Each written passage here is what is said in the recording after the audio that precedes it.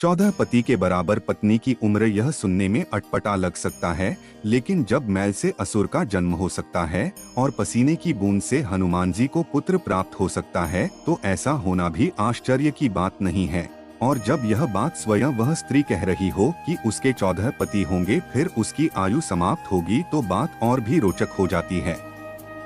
इस रहस्य में आपको और ना उलझाते हुए आपको पुराणों की अनोखी कहानियों में ले चलते हैं और बताते हैं कि देवराज इंद्र और अप्सरा की उम्र कितनी होती है, अगले जन्म में इन्हें कौन सा शरीर प्राप्त होता है।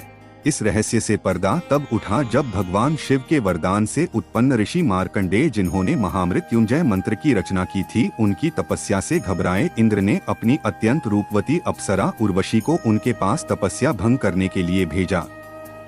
भगवान नारायण की जंघा से उत्पन्न अप्सरा उर्वशी को अपने रूप पर बहुत अहंकार था। वह ऋषि से कुछ दूरी पर आकर कामुक नृत्य करने लगी, लेकिन इसका मार्कंडेय ऋषि पर कोई प्रभाव नहीं पड़ा। जब उर्वशी ने अपने सारे प्रयास व्यर्थ होते देखा तो वह निर्वस्त्र होने लगी। अप्सरा के इस व्यवहार पर ऋषि ने आंखें खोल दी और पूछा, आप यह सब क्यों कर रही हैं?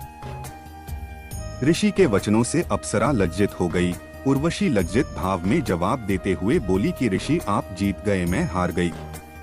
मैंने आपकी तपस्या भंग करने के लिए बहुत कुछ किया, फिर भी आपकी तपस्या भंग नहीं कर पाई। उर्वशी अपनी हार स्वीकारते हुए बोली, ऋषि, आप सच्चे ब्रह्मज्ञानी हैं।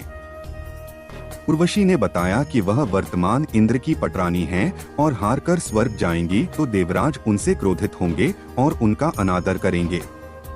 ऋषि ने शांत भाव से पूछा कि आप अभी इंद्राणी हैं और इंद्र की मृत्यु हो जाए तो फिर आपका क्या होगा, फिर आपके सम्मान का क्या होगा? अप्सरा ने बताया कि इंद्र का पद कभी रिक्त नहीं रहता है। एक इंद्र के जाने के बाद दूसरे इंद्र उस गद्दी पर आ जाते हैं। एक इंद्राणी की आयु उतनी होती है जितने 14 इंद्र की होती है। इंद्राणी का पुण्य इंद्र से अधिक होता है, इसलिए वह इंद्र से अधिक समय तक स्वर्ग में रहती हैं और 14 इंद्र के साथ स्वर्ग का सुख प्राप्त करती है। ऋषि ने पूछा कि स्वर्ग से निकाले जाने के बाद इंद्र का क्या होता है?